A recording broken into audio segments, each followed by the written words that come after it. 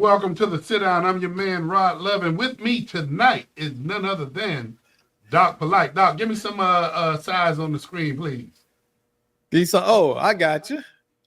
So, Doc, how you doing this evening, man? I'm good. Right, you like your screen big, don't you? Man, come on now. Hey, we are missing part of the team tonight, and we hope that she's taking in all that medicine, man, because we didn't want her coming in here making everybody sick.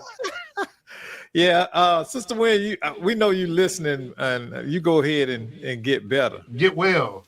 You better believe it. But Sister Wynn be working, man, regardless, man. She's always at it. But Doc, and I know Sister Wynn can appreciate this, man, we're going to dive into something that we started last week. Yep. And it's bad that she's not here, because it would behoove us to include a woman's perspective about this subject. Absolutely, man. Yeah, and her being a woman with a son, it's very important to get that perspective. But Doc, come on, man, let's don't have everybody out there waiting to see what we're talking about. What we're talking about this evening is, man, the difference between a father and a daddy. Yeah. So Doc, you remember where we left off last week? Yeah. And this is a touchy subject. Now, I want to frame this, y'all, for the audience before we get into this.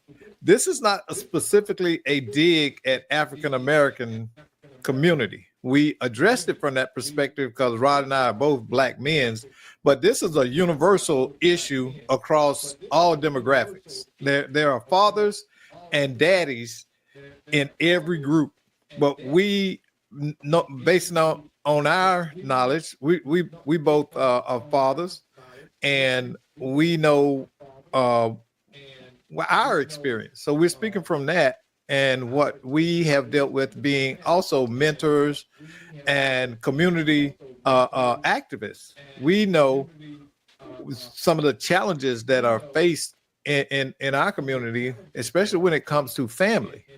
So we're addressing it from that perspective, but by no means are we talking about just black people. That's our disclaimer. Doc, let's go ahead and put it out there. This is, hopefully this will be informative. Hopefully this will be educational.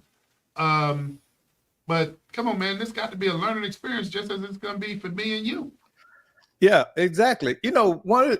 This is a generational conversation, if you will.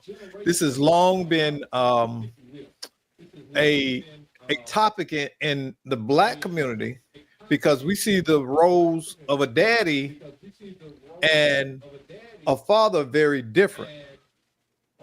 A daddy, in many terms, is the man that biologically made you. I'm sorry, a father is the person that biologically made you. A daddy is the one that raised you. And see, you don't have to be blood to raise.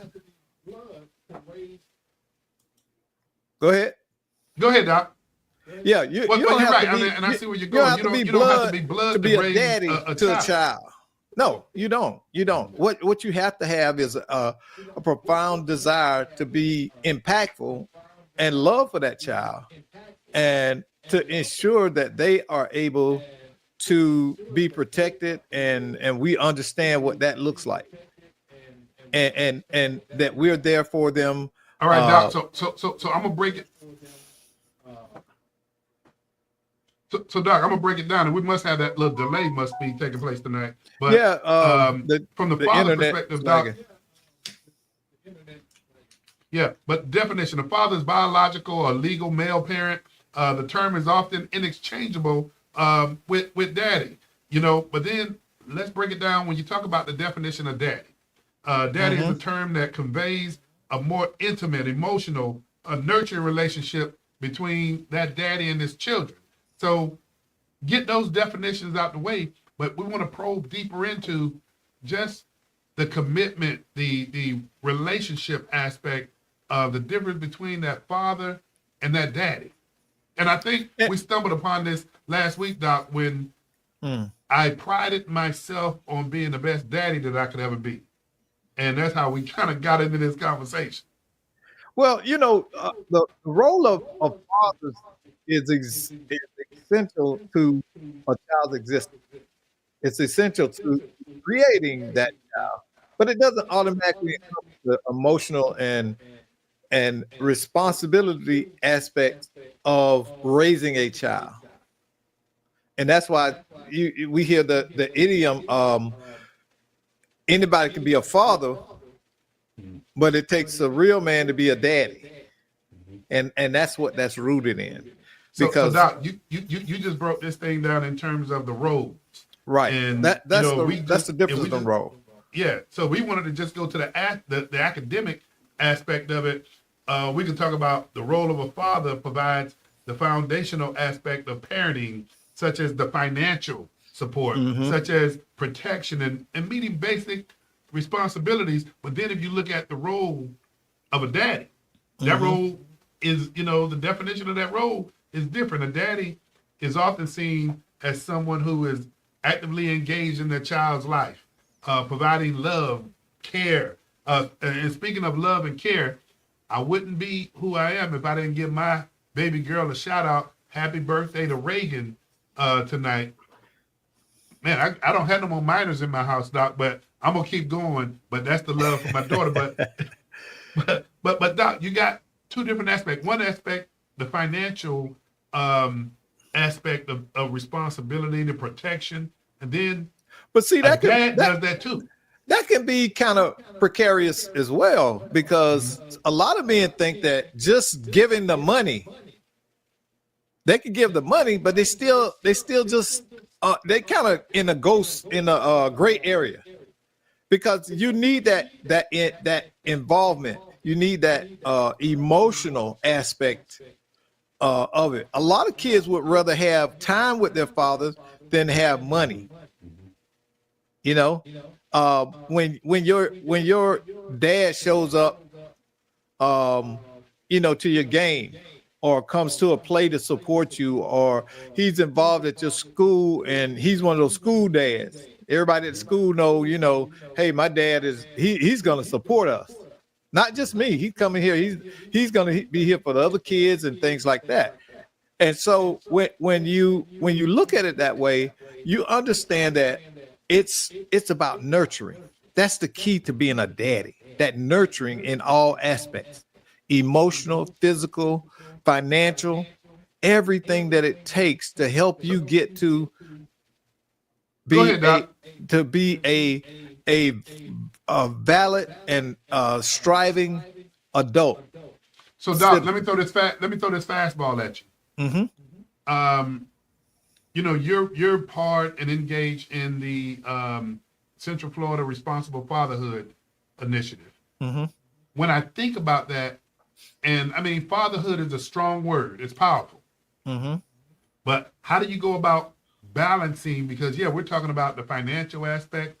We're talking about the protective aspect. But then when you look at that dad aspect of it, being a dad ain't just fun and games either. Now, yeah, it's not. And hold on, you know me with forgetting about my phone, but listen, it's like this. If I step to you and I said, Rod, we're going up tomorrow and we're going to jump out of an airplane, and you've never done that before. I said we're gonna play Army tomorrow. You're gonna get up to me. I've done this, so I'm gonna get up there and you just follow me. Now I'll give you no more instructions. Profoundly, you're gonna fail at that. Why? Because you don't have instructions, and we're forgetting that about the aspect of being a daddy. Many in communities don't learn how to be a daddy because there's not a daddy teaching them how to be a daddy, and so it becomes a vicious cycle. So a lot of people who are just fathers, they don't know where to begin with. They don't know where to begin to become a dad. They're not prepared. Doc, think about it, and I hear and understand what you're saying, but think about the fact that in order for you to drive a 1 ton or 2 ton vehicle that could actually go out there and unfortunately or accidentally kill somebody, you gotta practice how to drive, to get your learner's permit, to get your operator's permit. But then when it comes to being a parent, let alone a father or a mother, it doesn't come with a handbook. And you know, the incredible thing is, we think that this is a new phenomenon, but if you look back in many aspects, this has always been a problem in America, fatherhood. It always has. And there are numerous cases of children being abandoned on the street and stuff in the 18 and the 1700s, you know, those kind of things. And it's, I'm telling you, it's not a racial thing, and it's not an economic thing. It is a cultural and societal problem that we have not addressed. One of the things most people don't know, that the social service movement as we know it now didn't start until the mid 60s, and that became a standard because many academics begin to realize that children are just not little adults. There's a whole process to children maturing.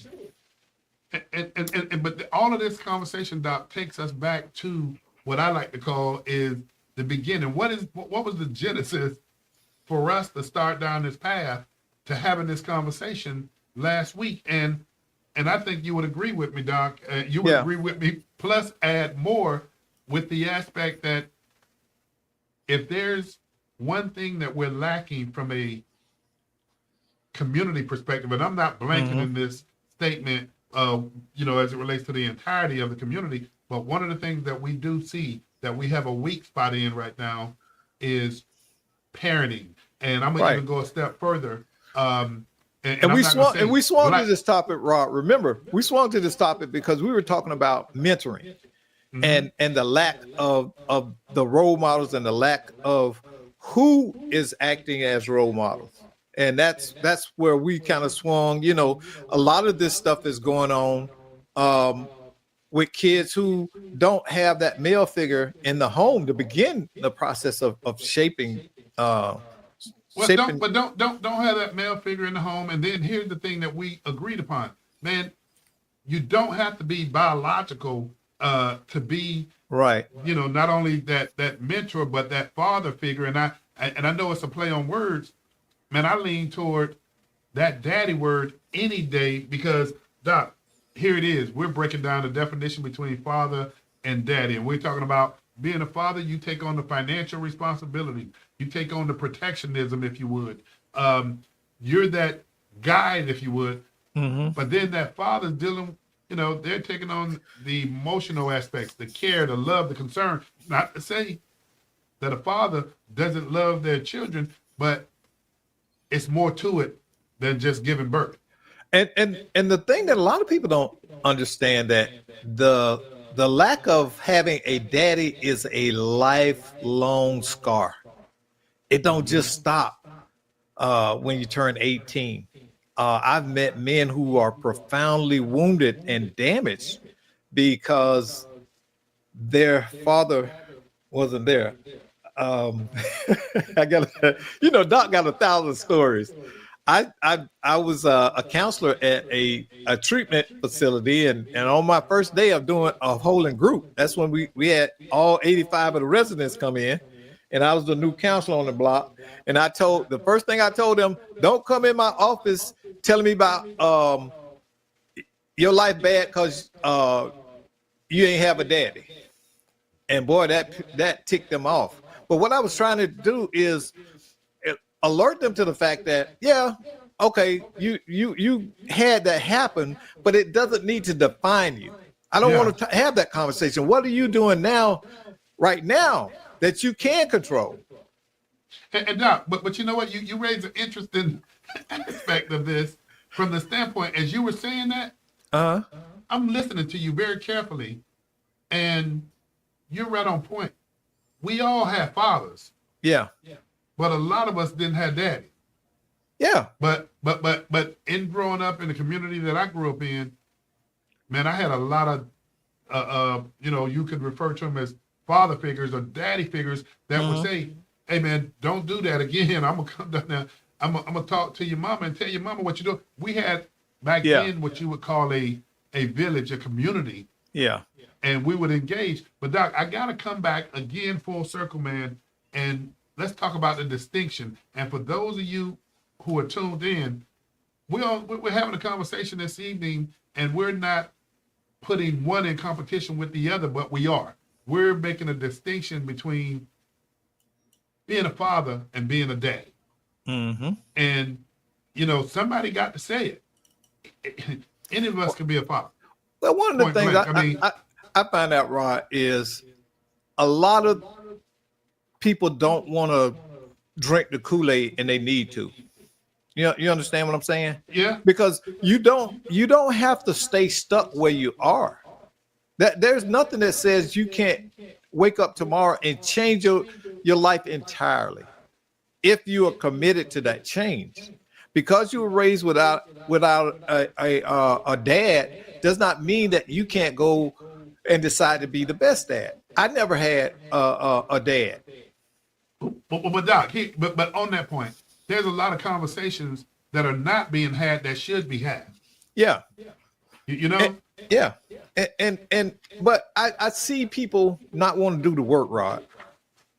Is it not wanting to do the work? Is it not wanting to do the work, Doc? Or is it not wanting to offend somebody? Because see, it's like this. You know what the biggest reason that people fail at counseling, or they drop out of counseling? What is that? Because they hit a wall where they actually no longer have a way to deflect what the problems are, and they have to take responsibility and do work. That's the point that most people want to drop out of counseling, because now they're aware of it and they know they need to make a decision about changing. And that's scary. Yeah. Doc, I think having these types of conversations, hopefully, man, we can encourage more men, period. More men to kind of sit back and sit down, if you would, if you know to play on words with the sit down, but to sit back and really assess whether or not they're being their best self. Again, we can all be fathers, Doc, but I want to be the best dad that I can be, and that means putting in more work. And that also means being cognizant of the time you have. See, a lot of people think they got time. I got time, I'm gonna change, and the best time and the only time you have is right now, deciding what you want to be. Mm-hmm. A lot of times, those fathers can make a choice to become a dad. They can begin the process, and take responsibility. The hardest thing for it is taking that responsibility to say, yeah, I failed at this. And being open with your children. Say, yeah, I could have done better. Or I should have been there. Doc, you're hitting it right on the head. But you know what, man? I tell you, I would love to get some of those other perspectives. And for those of you who are watching us on the Let's Talk Nation Facebook page, I just like to gauge, to get some of that feedback about what do you believe.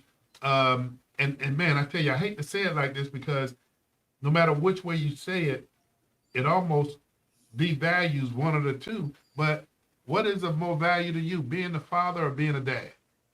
Well, you're talking about, let's reframe that, the emotional role. Mm-hmm. When it comes to being a father versus being a dad, I think it's defined more in an emotional role of a man being present and engaged, where that child can come to them, can rely on them for sage advice and wisdom and guidance that's built on their love for their child. They want to see them. You want your child to see you being productive. You want them to see you being resilient. want them to see you being a balanced man, a fair man, all of the positive attributes that make a man great. You want But to don't see you? your But children. don't you have to put in the work, Doc, Yes, it's work. to earn the trust first and foremost? Well, when you consistently are delivering to your kids the same thing, like you, okay, your girls, as crazy as you act sometimes, the girls love you. Why? Because you have consistently shown your commitment to love, provision, protection, and emotional understanding. You understand? Nah, cause see, my And daughters see- might take that and say they've No, gotten no. used to the craziness. And I told you, remember we had a conversation, it was last year, about the middle of last year, and I said, Rod, you don't have to worry because your girls more than likely will never go out there and get a bum. Why? Because you set a role model, you set a framework and a mold that boy, that young man has got to meet. Because they're not going to tolerate that. Because they're going to see the difference in how he acts versus how daddy would act. See, Doc, what I'll do is I'll defer because my father-in-law, he's the pastor, and I know you know the word too like none other. But man, what I lean on is the fact that what is that verse that talk about you raise a child up in the way you should go, and he will not depart from it. Hey, and so that's what I'm exactly. banking on. And also, the Bible tells us, don't bring your children to wrath. Don't provoke them to wrath. Man, you know why? And some parents do, because they cuss at their kids. They do all kind of stuff. We automatically think when we say parents, we think of these loving people who cook us dinner, wash our clothes, give us roof, and all of this thing. But it's a lot of mammies and fathers out there, a lot of them. And these are people who shouldn't have kids. Have you ever met someone you absolutely say to yourself, this person shouldn't have never had kids? They have no business with children. You know what I do say, Doc? Here's what I do say. I do say that I've witnessed and I've, just kind of been in the forefront, if you would, of watching the way these mothers have transcended being that mama, if you would. Mm-hmm. Being in my household, my kids, they just call their mama Ma. But I see that more than I see men who are fathers that transcend into becoming daddies. When you and I, we prepared for this show and we did some analysis, man. We went and we just did some work with just making sure that we were engaged in this discussion. But when I look at the term daddy, transcends biology, often applied to someone who fulfills that emotional and nurturing. But then when I look at the father, who's defined as the male biological contributor, listen to that word, Doc. Contributor to the child's existence and genetics. Mm-hmm. I don't hear the love, the care, the understanding, and even me with my daughters, I got to be the heavy too. And a lot of women are actually put into the role of having to be mama, by just single parent mama, and it's unfair. Now, but that's why we have a lot of these other organizations. I mean, and I hate to say organizations substituting being a parent, fatherhood, or being the daddy to a lot of young people out there. And I saw Bishop Stubbs online with us, man. He has an organization called Standing Tall, I think it is, Doc. Mm-hmm. And you see these organizations that are out there filling the gap as it relates to being the daddy to some of these young men and wayward boys that they need that attention. They need that mentorship, but they need that engagement. I mean, anybody, and I hate to say it because we pit one against the other, but anybody can be a father. You know, I always encourage mentorship. The only complaint I would have about mentorship, as I see it, is we're not intervening early enough.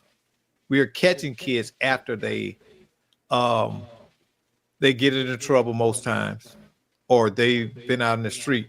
You know that I told you that's why I can't stand that whole credible messenger crap.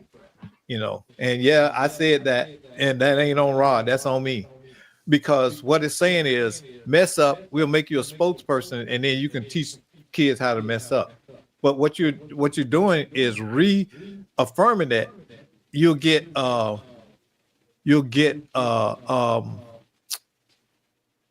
get yourself together after you have had a run-in that has done damage to you. And Doc, I will say this, and I'm gonna weigh in on that.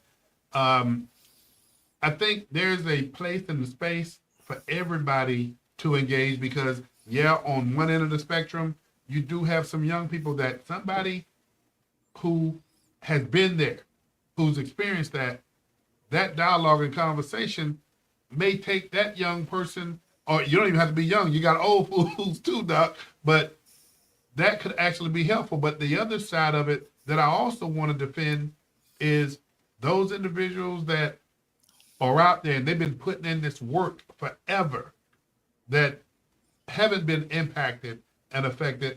We got to give them as much weight as being mentors and credible as well. But here's the issue with that. And most of the data says it doesn't work. This is why they won't hire them to work at youth facilities. You can't have a drug conviction. You can't have a criminal record. Why? Because and I hear you on that, Doc. It makes sense from a policy standpoint, but you do have individuals that have a background of having substance abuse or having a run-in with the system. I have no problem with them going out there on their own dime, but to turn it into a funded program, I think is counterproductive. Because now it becomes a reward system in a certain way. You messed up. We're going to give you some money now because you could teach those kids not to mess up. I hear you, Doc, and I want to get us back full circle. But I will say, Doc, all in all, I had the pleasure and opportunity to be part of something that I pray and hope grows and evolve. It's called Iron Sharpens Iron. Okay. Was invited yesterday, man, and probably about 15 or 20 men. We got together, man, and we were engaging each other, man. It was a safe place for us to have our own conversation. But everybody in that circle, were impacted by something.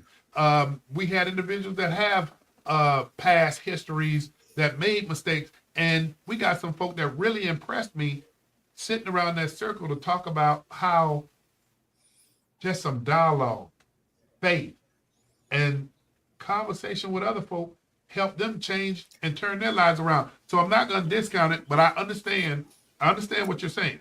Yeah.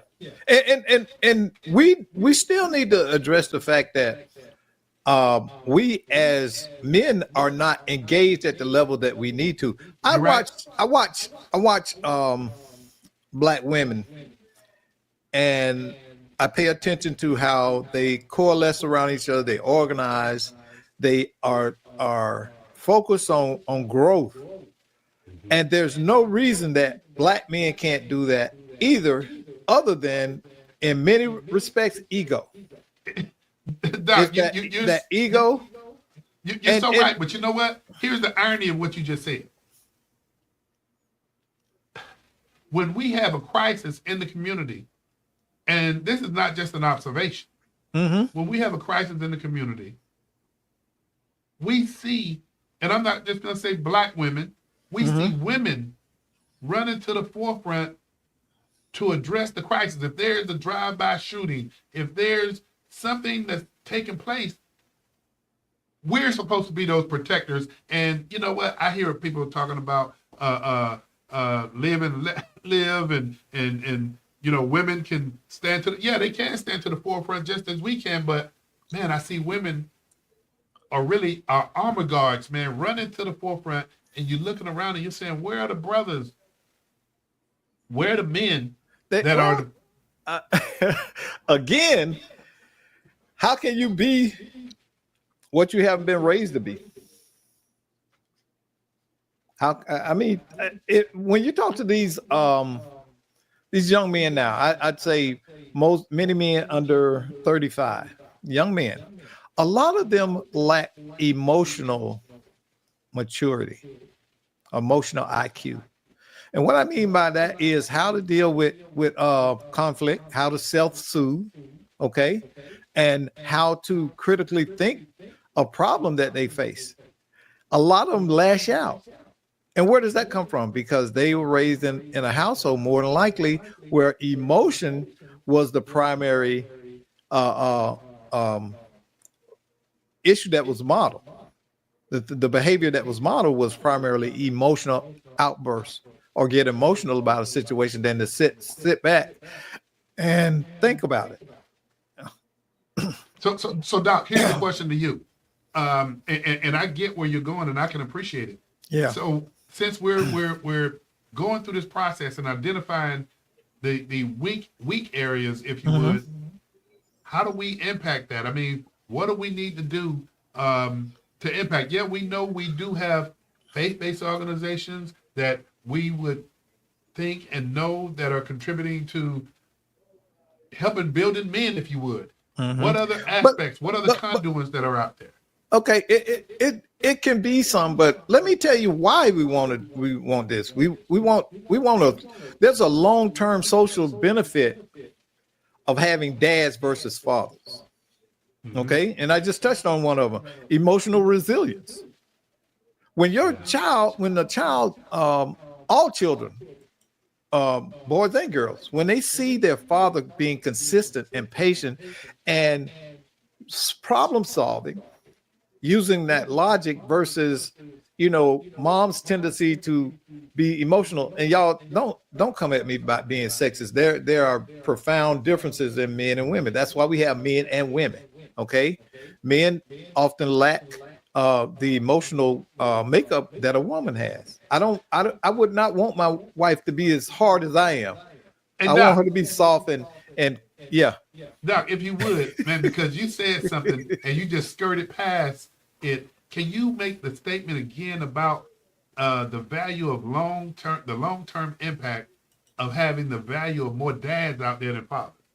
Well, again, it engage with your children. It's a role model. You're showing them how to handle the emotional aspect in a different manner. Okay, when your children see you solving problems versus screaming or whatever, or getting excited, and you like me, in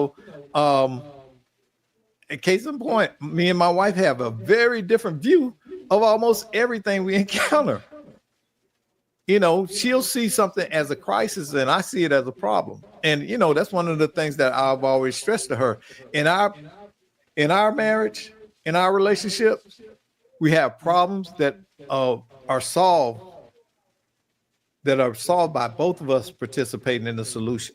Okay. We don't go there and I don't accuse her. She doesn't accuse me. We look at it and say, okay, why did this happen? And what outcome do we want? And it's mature. That's what adults do. You talk about what the problem is. I don't get sick. In the years you've known me, you've never seen me blow up. You've never seen me blow up. Okay. Why? Because I know that anything I encounter is a problem to be solved. It doesn't mean I have to cuss and carry on. And but Doc, in all due respect to what you just said, the reason why, from my perspective of knowing you and knowing why I've never seen you blow up before, is because, Doc, you actually have a level of emotional intelligence that that's something that you have to work on. That's something that you Yeah. learn. That's something that you grow yourself with. So that's why I never Well, saw you well, blow up. but I wasn't always like that, and I'm telling you, because I grew up in that same environment that I'm talking about. I'm not saying this from not having the experience. My mom used to everything was a blow up, and she'd get frantic about stuff, and I didn't want to be that way as a boy, as a young boy, and they couldn't understand why I was so like I don't want to get they but she grew up in another era, okay. Mhm. And my mom grew up where black people had to sit in the back of the bus, and everything was segregated. So her experience, her emotional experience, I understand that, but that didn't mean that I had to see everything as an affront or a slight. In Minnie's perspective, she did. She saw things as slights and stuff, but that was based on her upbringing. Mhm. And so, Hey, Doc, go ahead. Finish your thought on that. I'm sorry. and so that's why it's critical to have that balance. Dads give that balance, okay? Because most men are gonna default to logic when they're raised men. Men we like logic. We like things in order. We want to makes see. sense. That makes sense too. Yeah. We don't want to do stuff and we're expending extra energy we know we don't have to expend. You're right. Hey, Doc, but because we're down to the last 10 minutes of this show, as we've been talking, I'm going through an evolution now. Okay. And I'm serious. And that's why, Doc, I can appreciate you navigating with me, man, because we can grow on this topic, but I've evolved, and I'm gonna tell you how I've evolved on this topic. Mm-hmm. I started out by basically almost pitting fatherhood against being a dad. Mm-hmm. I've evolved to the point that, Doc, what we need to make sure that we do is not pit one against the other, but Right. everything should be a growth. And I believe now, doing this conversation, Doc, that fatherhood is the beginning. You can't, you can't be a dad without Being a the father. fatherhood piece. Yeah. But Yeah. then from that, Doc, there should be an evolution that takes place with a father that morphs them into becoming a dad. Now, a curious thing that we're on that. Now, I see more young men 30 and under who are actually doing that. They that's the benefit too of some of the emotional aspect. It's not all negative. That these young men are there for their kids. They want to be there for their kids and stuff. But we got the phenomena of toxic baby mamas now, which we didn't have generations ago. Doc, we talked about the intersection, if you would, of a father and a dad, and that intersection also embraces community. And so some of the research that you and I did when we look at the intersection of fatherhood and being a dad as it relates to the community places a strong emphasis on kinship and collective responsibility. Being a dad often extends beyond one's biologics, if you would. Yeah. But then it dives into values, morals. Well, let me touch on the key benefits of being a dad. I'm just jump over them. Number one, emotional resilience in children. We talked about that just then. Educational achievement. Kids who have that dad in the house are more likely to remain in school and pursue higher education as a path. Reduce risky behavior, more accountability. That dad can provide that level of supervision that may be lacking. I'm not saying that moms are not disciplinarians, because mine certainly was, but there is a tried and true understanding that the voice of a man can change the whole atmosphere in the room. Oh yeah, the tone. Yeah, that tone. So we have to understand that. And another thing is it breaks the cycle of poverty because that child can see that dad's work, they provide, they see that a child is more likely to emulate that and do better than his parents. You know, that's one of the things I love watching my son, you know, and my kids. They're doing better at their age than I was at that age. And they're a lot further along financially and family wise than I was at their ages. And a lot of us, And, Doc, are first generation of education, if you would, first yeah. generation of experiencing some degree of wealth. But Doc, I guess as we continue to roll all of this up, bringing this thing in for Landon, man, empowering men to be dads. How do we get there? And from my perspective, I'm gonna lay this out and I'm gonna pass it back to you, Doc. But we got to understand all the dynamics that we talked about thus far. And Well, first Go of all, ahead. we got to change our narrative around fathers because confronting men about being fathers versus being dad is counterproductive. They many times they are unemployed or they lack resources. It's many obstacles that they're encountering themselves that don't lend them to be the dads that they want. Don't think every man that if you base it on the definitions that we have gotten here and we talked about tonight and that Yeah. we've gone to Webster, if you Yeah. base it on that, you would have men that would sit back and say, okay, want me to be a good father? I'll pay my child support and I'll have my discussions with my child about Right. protectionism and move Yeah. on. But no, Yeah. it's wider and it ranges Yeah. far wider than that. because dads are important. We want to see every father become a dad. Because why? Because the better off our community is better off. It becomes safer because all of us are contributing. Okay, there's more of a connectedness when that dad is in the house. You know, you could go to a lot of neighborhoods and the house where the father's there and the mother's there. A lot of the kids in the neighborhood, they hang out there. I know that certainly was my kid's case.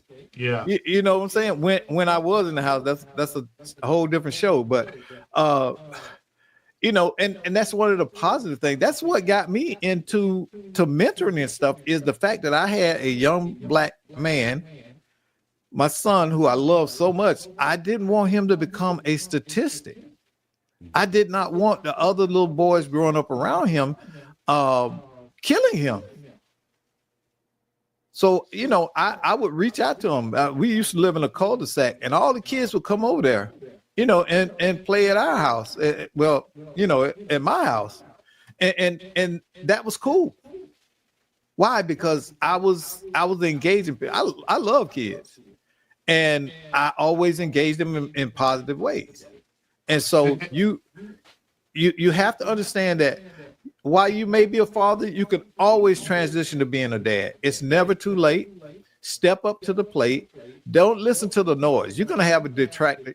Man, anything you do in life, you're gonna have detractors. It's gonna always be somebody trying to discourage you, interfere, and all of that. Man, we would not be where we are today if we subscribe to all the naysayers me and you have ran into.